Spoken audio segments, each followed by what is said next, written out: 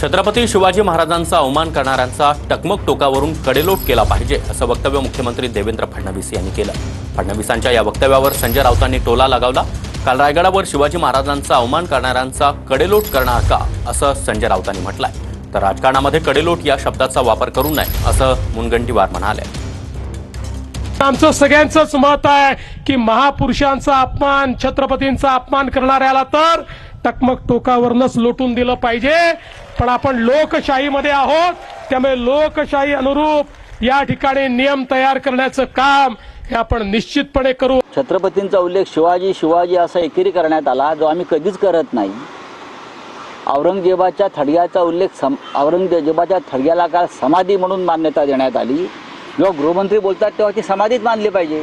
देशाचे गृहमंत्री जेव्हा बोलतात की थडगा समाधी आहे, मग हा अपमान नाही का शिवाजी महाराजांचा? मग कडेलोट करणार का तुम्ही? हिम्मत आहे तुमच्यामध्ये, करा कडेलोट। कडेलोट करणे वगैरे अशा शब्दाचा वापर राजकारणामध्ये करू नये। असा वापर अतिशय छोट्या मनाचा छोटा माणूसच करेल।